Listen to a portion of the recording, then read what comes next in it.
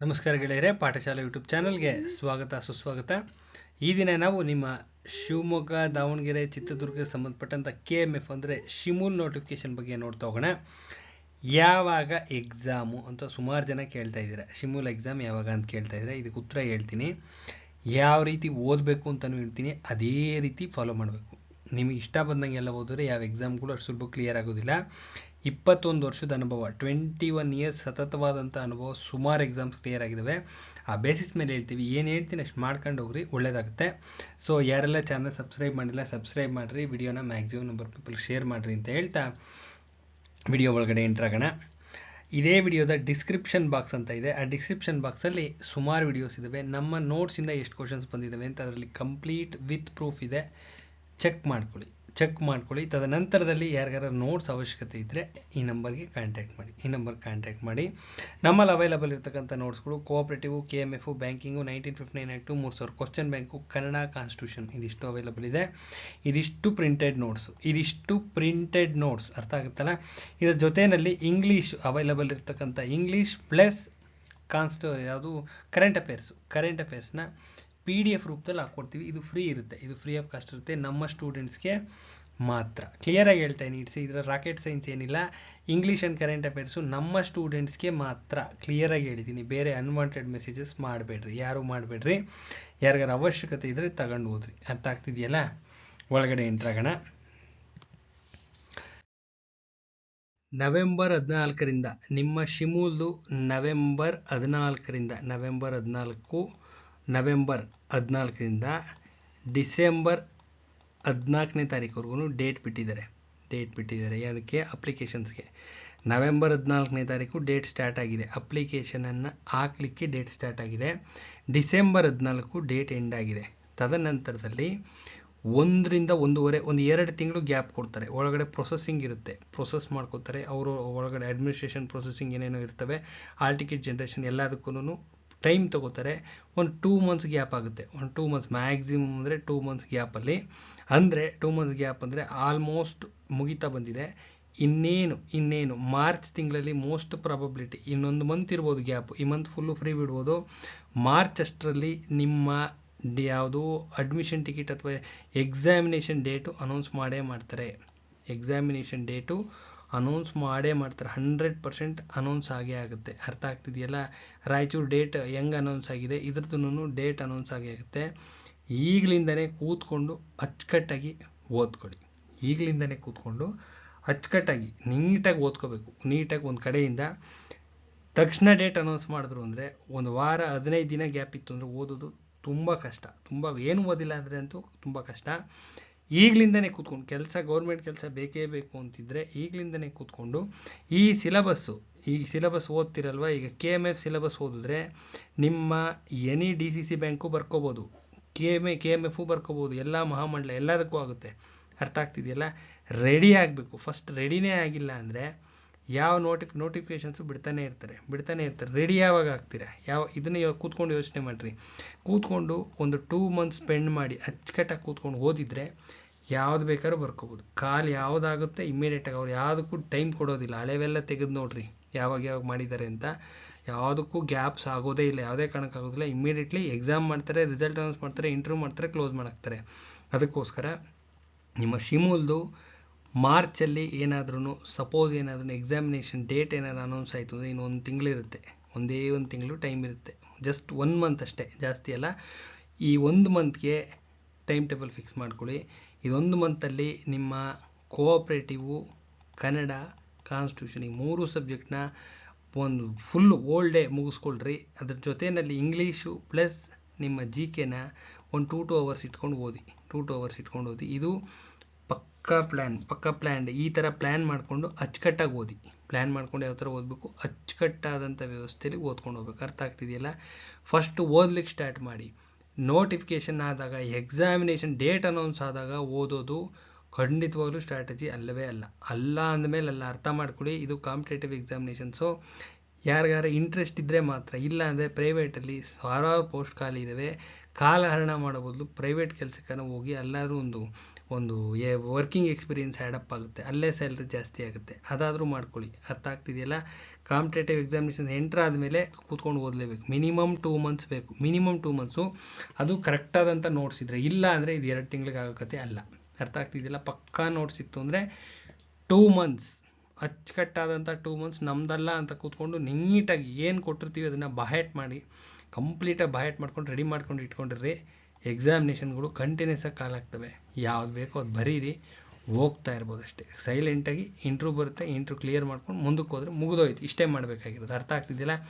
ಮತ್ತೆ unwanted questions messages ಮಾಡೋಕ್ಕೆ ಹೋಗ್ಬಾರ್ದು. ಈಗಲೂ ರಾಯಚೂರು ನೋಟ್ಸ್ ತೊಗೋತಾ ಇದ್ದಾರೆ. ರಾಯಚೂರು ಹುಡುಗರು ಈಗಲೂ ನೋಟ್ಸ್ ತೊಗೋತಾ ಇದ್ದಾರೆ. ಅರ್ಥ ಆಗ್ತಿದೆಯಲ್ಲ? ಮುಂಚೆನೇ ತೊಗೊಂಡು ಓದಿದ್ದಿದ್ರೆ ಇಷ್ಟೊತ್ತಿಗೆ ರೆಡಿಯಾಗಿ ಕಂಪ್ಲೀಟಾಗಿ ಕೂತಿರ್ಬೋದಾಯ್ತು. ಈಗಲೂ ತೊಗೋತಾ ಇದ್ದಾರೆ ಅಂದರೆ ಸ್ಟ್ರಾಟಜಿ ನೋ, ಇದು ಸ್ಟ್ರಾಟಜಿ ವರ್ಕ್ ಆಗಲ್ಲ. ಅರ್ಥ ಆಗ್ತಿದೆಯಲ್ಲ? ಇನ್ನು 10 ದಿನದಲ್ಲಿ ಓದಲಿಕ್ಕಾಗುತ್ತಾ? ಅದಕ್ಕೆ ಹೇಳ್ತಾ ಇರೋದು.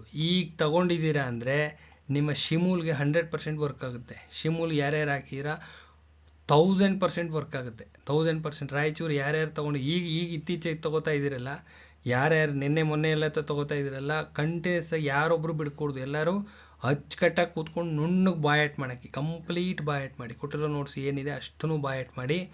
ನಿಮ್ಮ ಶಿಮೂಲ್ಗೆ, ನಿಮ್ಮ ಗ್ರಾಹಕರ ಮಹಾಮಂಡಲಕ್ಕೆ ಕಾಲಾಗಿದೆಯಲ್ಲ, ಅದಕ್ಕೆ ಇನ್ನೊಂದು ಯಾವುದಕ್ಕೆ ಚಾರ್ಟೆಡ್ ಬ್ಯಾಂಕ್ ಅಂತ ಯಾವುದೋ ಆಗಿದೆ, ಪಕ್ಕ 100% ಕ್ಲಿಯರ್ ಆಗುತ್ತೆ. 100% ಆಗುತ್ತೆ. ಇನ್ನೂ ಟೈಮ್ ಇದೆ ನಿಮಗೆ. ಅಟ್ಲೀಸ್ಟ್ 1 ಮಂತ್ ಟೈಮ್ ಆದರೂ ಬೇಕು ಓದಲಿಕ್ಕೆ. 1 ಮಂತ್. ಅರ್ಥ ಆಗ್ತಾ ಇದೆಯಲ್ವಾ? 1 ಮಂತ್ ಆದರೂ ಬೇಕೇ ಬೇಕು. Minimum 1 month. ನೀವು ಹೆಂಗೆ ಎಷ್ಟೇ ಫಾಸ್ಟಾಗಿ ಓದ್ತೀನಿ ಅಂದರೂ 1 ಮಂತ್ ಬೇಕು. ಅದಕ್ಕೋಸ್ಕರ ಡಿಸೈಡ್ ಮಾಡ್ಕೊಳ್ಳಿ. ಡಿಸಿಷನ್ ಆದ ತಕ್ಷಣವೇ ನೋಟ್ಸ್ಗಳು ತೊಗೊಂಡು ಫಸ್ಟ್ ಓದಲಿಕ್ಕೆ ಸ್ಟಾರ್ಟ್ ಮಾಡಿ.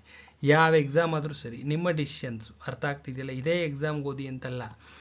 ಇಲ್ಲ ನನಗೆ KPSC ಅಂದರೆ KPSCಗೆ ಏನು ಮಾಡಬೇಕು, ಯಾವ ಎಕ್ಸಾಮ್ ಗ್ರೂಪ್ ಸಿ ಟಾರ್ಗೆಟ್ ಮಾಡ್ತಿದ್ದೀರಾ, KS ಟಾರ್ಗೆಟ್ ಮಾಡ್ತಿದ್ದೀರಾ, ಆ ಸಿಲೆಬಸ್ ಇಟ್ಕೋಬೇಕು. ರಿಲೆವೆಂಟ್ ಆಗಿರ್ತಕ್ಕಂಥ ಅಚ್ಚುಕಟ್ಟಾಗಿರೋ ನೋಟ್ಸ್ ರೆಡಿ ಮಾಡ್ಕೋಬೇಕು, ಓದಲಿಕ್ಕೆ ಸ್ಟಾರ್ಟ್ ಮಾಡಬೇಕು. ಇಷ್ಟೇ ಮಾಡಬೇಕಾಗಿರೋದು. ತಕ್ಷಣ ಎಕ್ಸಾಮಿನೇಷನ್ಸು ಕಾಲ್ ಮಾಡ್ತಾರೆ, ಇಮಿಡಿಯೇಟಾಗಿ ಕಾಲ್ ಮಾಡ್ತಾರೆ. KEಯಲ್ಲಿ ಕಾಲ್ ಆಗ್ತವೆ. ಗ್ರೂಪ್ ಸಿ ಆಗಿರಲಿ, ನಿಮ್ಮ ಲೆಕ್ಚರರ್ ಪೋಸ್ಟ್ ಎಲ್ಲ ಆಗ್ತವೆ. ಅವ್ರು ಕೊಡೋದು ಎಕ್ಸಾಮಿನೇಷನ್ ಡೇಟ್ ಆದ ತಕ್ಷಣ 45 ದಿನ ಗ್ಯಾಪ್ ಕೊಡ್ತಾರೆ ಅಷ್ಟೇ. ಮಿಸ್ ಆಯಿತು, ಅಪ್ಲಿಕೇಶನ್ ಡೇಟ್ ಮಿಸ್ ಆಯಿತು. KEದಲ್ಲಿ ಅಪ್ಲಿಕೇಶನ್ ಡೇಟ್ ಆದ ನಂತರದಲ್ಲಿ 45 ದಿನ, ಅಪ್ಲಿಕೇಶನ್ ಡೇಟ್ ಎಂಡ್ ಆಗುತ್ತಲ್ಲ, ಇದು ಲಾಸ್ಟ್ ಕಡೆಯ ದಿನಾಂಕ ಅಪ್ಲಿಕೇಶನ್ ಹಾಕೋಕ್ಕೆ ಅಂತ ಇರುತ್ತಲ್ಲ, ಆ ಕೊನೆಯ ದಿನಾಂಕದಿಂದ 45 ದಿನ ಗ್ಯಾಪ್ ಕೊಡ್ತಾರೆ. ಎಕ್ಸಾಮಿನೇಷನ್ಗೆ ಮ್ಯಾಕ್ಸಿಮಮ್ ಅಂದರೆ 45 ದಿನ. ಈ 45 ದಿನದಲ್ಲಿ ಏನು ಓದೋಕ್ಕಾಗುತ್ತೆ? ಈ ಅಪ್ಲಿಕೇಶನ್ ಹಾಕೋ ಡೇಟಲ್ಲಿ ಎಲ್ಲ ಆಲ್ಮೋಸ್ಟ್ ಟೈಮ್ ಹೊರಟೋಗಿರುತ್ತೆ. 45 ದಿನಕ್ಕೆ ಕೂತ್ಕೊಂಡು ಓದೋಕೆ ಹೋದರೆ ಇದಾಗೋಕತೆ ಇಲ್ಲ. ಅರ್ಥ ಆಗ್ತಿದೆಯಲ್ಲ? ಆದ್ದರಿಂದ ಈಗಲಿಂದನೇ ಕೂತ್ಕೊಂಡು ಓದಿ. ಕಾಲ ಆಗೋದು ಪಕ್ಕನ 1000% ಪಕ್ಕ. 1000%. ನಿಮ್ಗೆ ಯಾವುದೇ ಅನುಮಾನ ಬೇಡ. ಕಾಲ ಆಗೋದ್ರಲ್ಲಿ ಯಾವುದೇ ಅನುಮಾನ ಯಾರೂ ಇಟ್ಕೋಬೇಡ್ರಿ. ಒಂದೇ 1% ಡೌಟು ಬೇಡ. 1000% ಕೆಲಸಗಳು ಕಾಲಾಗ್ತವೆ. ಚಾಯ್ಸ್ ಮಾಡ್ಕೊಳ್ಳಿ. ನಿಮ್ಗೆ ಯಾವ ಸ್ಟ್ರೀಮ್ ಬೇಕು. ಸೆಂಟ್ರಲ್ ಮಾಡಿದ್ರೆ ಸೆಂಟ್ರಲ್ಗೆ ಹೋಗಿದ್ರೆ ಸೆಂಟ್ರಲ್ಗೆ ಹೋಗ್ರಿ, ಅಲ್ಲಿ ಅದರದ್ದೇ ರಿಸರ್ಚ್ ಮಾಡಿರಿ, ಅಲ್ಲಿ ಕೂತ್ಕೊಳ್ರಿ. ಇಲ್ಲ ನಿಮ್ಮ KPSC KE ಆದರೆ ಅಲ್ಲೇ ಕೂತ್ಕೊಳ್ರಿ. KPSC KE ಆಗಲ್ಲ, ತುಂಬ ಟಫ್ ಆಗುತ್ತೆ ಅಂತಕ್ಕಂಥವ್ರು ನಿಮ್ಮ DCC ಬ್ಯಾಂಕ್ಸು ಪೇಪರ್ ಅಷ್ಟು ಟಫ್ ಬರೋದಿಲ್ಲ.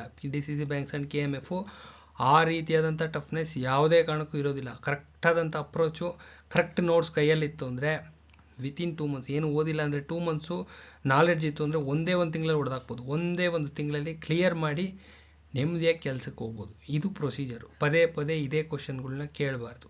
ಅರ್ಥ ಆಗ್ತಿದ್ದಿಲ್ಲ? ಎಕ್ಸಾಮ್ ಯಾವಾಗ ಮಾಡ್ತಾರೆ ನೀವು ರೆಡಿ ಇದ್ದೀರಾ? ಎಕ್ಸಾಮಿನೇಷನ್ ನಾಳೆ ಬೆಳಗ್ಗೆ ಅನ್ನೋನ್ಸರೆ ನೀವು ರೆಡಿ ಇದ್ದೀರಾ ಬರೀಲಿಕ್ಕೆ? ಬರೋದು ಜಯಿಸ್ಕೊಬರೋ ಕೆಪಾಸಿಟಿ ಇದೆಯಾ? ಇವೆಲ್ಲ ಕ್ವಶನ್ಗಳು ಬರ್ತವೆ. ಅರ್ಥ ಆಗ್ತಿದೆಯಲ್ಲ? ಅಚ್ಚುಕಟ್ಟಾದ ನೋಟ್ಸ್ ಇದೆಯಾ ನಿಮ್ಮಲ್ಲಿ? ಇದೆಯಾ? ಫಸ್ಟ್ ಅದನ್ನು ನೋಡ್ಕೊಳ್ರಿ. ಒಂದು ಸತಿ ತೆಗೆದು ನೋಡಿರಿ ಏನೇನು ನೋಟ್ಸ್ ಮಾಡ್ಕೊಂಡಿದ್ದೀರಾ ಅಂತ. ಅವಾಗ ಗೊತ್ತಾಗುತ್ತೆ. ಅರ್ಥ ಆಗ್ತಿದೆಯಲ್ಲ? ಹಿಂದೆ ಎಕ್ಸಾಮಿನೇಷನ್ನಲ್ಲಿ ಬರೆದಿದ್ರೆ ಎಷ್ಟು ಸ್ಕೋರ್ ಆಗಿತ್ತು ಅಂತ ಒಂದು ಸತಿ ನೋಡಿ. ಕಟ್ ಆಫ್ಗೂ ನಿಮಗೂ ಎಷ್ಟು ಗ್ಯಾಪ್ ಇತ್ತು ಅಂತ ಗೊತ್ತಾಗುತ್ತೆ. ಅರ್ಥ ಆಗ್ತಿದೆಯಾ? ಇವೆಲ್ಲ ನೋಡ್ಕೋತಾ ಇರಬೇಕು. ಕಟ್ ಆಫು ನಮಗೂ ನಮ್ಮ ಸ್ಕೋರಿಂಗು ಎಷ್ಟು ಗ್ಯಾಪ್ ಇತ್ತು ಅನ್ನೋದು ಕಣ್ಣೆದುರುಗಡೆ, ನೀವು ಯಾವ ಮಟ್ಟದಲ್ಲಿ ಓದಿದ್ದೀರಾ ಅನ್ನೋದ್ರ ಕಣ್ಣೆದುರುಗಡೆನೇ ಕಾಣಿಸ್ತಾ ಇರುತ್ತೆ. ಇವೆಲ್ಲನೂ ಅರ್ಥ ಆಗ್ತಿದೆ. ಇವೆಲ್ಲ ನೋಡ್ತಾ ಇರಬೇಕು, ಸೂಕ್ಷ್ಮವಾಗಿ ಅಬ್ಸರ್ವ್ ಮಾಡ್ತಾ ಇರಬೇಕು. ಅಬ್ಸರ್ವ್ ಮಾಡಿ ಡಿಸೈಡ್ ಮಾಡಿ ಕೂತ್ಕೋಬೇಕು. 2 ಮಂತ್ಸ್ ಅಷ್ಟೇ, ಜಸ್ಟ್ 2 ಮಂತ್ಸ್, ಜಾಸ್ತಿ ದಿನ ಬೇಡ. 2 ತಿಂಗಳು ನೀಟಾಗಿ ಎಲ್ಲರೂ ಅಚ್ಚುಕಟ್ಟಾಗಿ ಲೈಬ್ರರಿಲಿ ಕೂತ್ಕೊಳ್ಳಿ.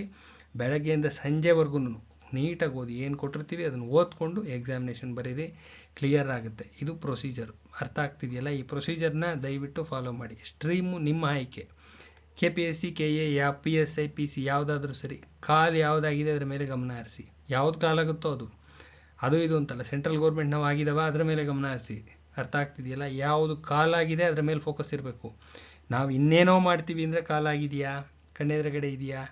ಕಣ್ಣೆದುರುಗಡೆ ಇಲ್ಲ. ಕಣ್ಣೆದುರುಗಡೆ ಯಾವುದಿದೆ ಅದನ್ನು ಯಾರು ಬಿಡಕ್ಕೆ ಹೋಗ್ಬೇಡಿ. ಅವರು ಇವರು ಅಂತಲ್ಲ, ಯಾರು ಬಿಡಕ್ಕೆ ಹೋಗ್ಕೊಡ್ದು. ಕಣ್ಣೆದುರುಗಡೆ ನೋಟಿಫಿಕೇಷನ್ಸ್ ಇರೋನ ಬಿಡಬೇಡಿ. ಓದಿ ಒಂದು ಕೆಲಸ ಮಾಡ್ಕೊಳ್ಳಿ. ಇಂಟರ್ವ್ಯೂ ಇರುತ್ತೆ ಈ ಜಾಬ್ಸ್ಗೆ.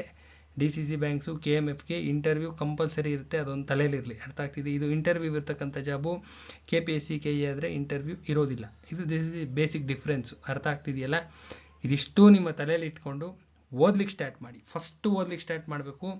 ಎಕ್ಸಾಮಿನೇಷನ್ ಡೇಟ್ ಕೇಳಬಾರ್ದು, ಯಾವುದೇ ಕಾರಣಕ್ಕೂ ಕೇಳಬಾರ್ದು. ವೆರಿ ಶಾರ್ಟ್ಲಿ ಅನೌನ್ಸ್ ಮಾಡ್ತಾರೆ. ಅರ್ಥ ಆಗ್ತಿದೆಯಲ್ಲ? ಮಾಡ್ತಾರೆ. ಅದರಲ್ಲಿ ಏನು ಅನುಮಾನ ಬೇಡ ನಿಮಗೆ. 100% ಎಕ್ಸಾಮಿನೇಷನ್ಸ್ ಆಗ್ತವೆ. ಎಲ್ಲ ಯಾವ್ಯಾವ ಕಾಲಾಗಿದ್ದಾವೆ ಆಗ್ತವೆ. ಯಾವ್ದಾದ್ರು ಕ್ಯಾನ್ಸಲ್ ಆದ್ರೂ, ಯಾವುದಾದ್ರೂ ಆಗಿರಲಿ, ಅದು ಯಾವ್ದಾದ್ರು ಮಧ್ಯದಲ್ಲಿ ಕ್ಯಾನ್ಸಲ್ ಮಾಡಿದ್ರೂ, ಯಾವ್ದಾದ್ರು ನೋಟಿಫಿಕೇಶನ್ ಕ್ಯಾನ್ಸಲ್ ಆದರೆ ರೀನೋಟಿಫಿಕೇಶನ್ ಮಾಡಿಕೊಡ್ತಾರೆ. ಅರ್ಥ ಆಗ್ತಿದೆಯಲ್ಲ? ಮಾಡಿಕೊಡ್ತಾರೆ. ಒಂದು ಸ್ವಲ್ಪ ದಿನ ಗ್ಯಾಪಲ್ಲೇ ನಿಮ್ಮ ಗ್ರಾಹಕರ ಮಹಾಮಂಡಲ ನಿಮ್ಮ ಕಣ್ಣೆದುರಿಗೆ ಇದೆ. ಈ ಉದಾಹರಣೆ, ಅವರೇ ಕ್ಯಾನ್ಸಲ್ ಮಾಡಿದ್ರು, ಅವರೇ ರೀನೋಟಿಫಿಕೇಶನ್ ಮಾಡಿಕೊಟ್ರು. ನಿಮ್ಮ ಶಿವಮೊಗ್ಗದ್ದು ಸ್ವಲ್ಪ ದಿನ ಹಿಂದೆಗಡೆ ಕ್ಯಾನ್ಸಲ್ ಆಗಿತ್ತು, ಮತ್ತೆ ರೀನೋಟಿಫಿಕೇಶನ್ ಆಯ್ತು. ಆ ಥರ ಏನಾರು ಆದರೆ ರೀನೋಟಿಫಿಕೇಶನ್ ಆಗುತ್ತೆ. ಅರ್ಥ ಆಗ್ತಿದೆಯಲ್ಲ? ಇದಲ್ಲದೆ ಅವ್ರು ಇನ್ನೊಂದು DCC ಬ್ಯಾಂಕ್ ಕಾಲಾಗಿರುತ್ತೆ, ತಕ್ಷಣವೇ ಆಗೋವಿದ್ದಾವೆ. ಇನ್ನೊಂದು KMF ಕಾಲಾಗಿರುತ್ತೆ. ಕೂತ್ಕೊಂಡು ಓದೋ ಕಡೆ ಗಮನ ಕೊಡಿ. KPSCಯವರು ಇಲ್ಲ ನಾನು KPSCನೇ ಬೇಕೆಂದ್ರು KPSC ಕಡೆನೇ ಫೋಕಸ್ ಮಾಡಿ. KEದವರು KE ಕಡೆನೇ ಫೋಕಸ್ ಮಾಡಿ. ಸೆಂಟ್ರಲಲ್ಲಿದ್ದರೆ ಸೆಂಟ್ರಲ್ ಇನ್ನೂ ಸೆಂಟ್ರಲ್ ಬೆಸ್ಟ್ ಅಂತ ಹೇಳ್ತಾ ಇದ್ದೀನಿ. ಓಪನ್ ಆಗಿ ಹೇಳ್ತಾ ಇದ್ದೀನಿ. ಸೆಂಟ್ರಲ್ಗೆ ಓದ್ತಾ ಇರ್ತೀರಲ್ಲ, ಕೇಂದ್ರ ಸರ್ಕಾರಕ್ಕೆ ಭಾಳ ಪೋಸ್ಟಲ್ ಡಿಪಾರ್ಟ್ಮೆಂಟು, ನಿಮ್ಮ ಬ್ಯಾಂಕಿಂಗು, ರೈಲ್ವೇಸು ದಿ ಬೆಸ್ಟ್. ಅದು ಯಾರಿಗಾರು ಕೇಪಬಿಲಿಟಿ ಇದು ಮಾಡ್ಕೋತೀನಿ ಅಂದರೆ ಅದ್ರ ಮುಂದೆ ಯಾವುದೂ ಇಲ್ಲ. ಅರ್ಥ ಆಗ್ತಿದೆಯಲ್ಲ? ಮಾಡ್ಕೊಳ್ಳಿ. ನಿಮ್ಮ ಕೈಲಿ ಅಷ್ಟು ನಾಲೆಡ್ಜ್ ಇಲ್ಲ, ಅಷ್ಟು ಕೇಪಬಿಲಿಟಿ ಇಲ್ಲ ಅಂದರೆ DCC banks best. DCC banks and KMF best ಇದೆ. ಓದ್ಕೊಳ್ಳಿ. ಅರ್ಥ ಆಗುತ್ತಲ್ಲ? ಎಲ್ಲ ಕಥೆನೂ ಹೇಳಿದ್ದೀನಿ. ಓದ್ಲಿಕ್ಕೆ ಶುರು ಮಾಡಿರಿ. ಫಸ್ಟ್ ಮಾಡಬೇಕಾಗಿರೋದೇನು? ಓದ್ಲಿಕ್ಕೆ ಸ್ಟಾರ್ಟ್ ಮಾಡಬೇಕು. ಒಂದು ಸ್ಟ್ರೀಮ್ನ ಆಯ್ಕೆ ಮಾಡ್ಕೋಬೇಕು. ಓದ್ಲಿಕ್ಕೆ ಸ್ಟಾರ್ಟ್ ಮಾಡಿ ಒಂದು ಕೆಲಸ ಮಾಡ್ಕೊಡೋ ಕಡೆ ಗಮನ ಕೊಡ್ರಿ. ನೆಕ್ಸ್ಟು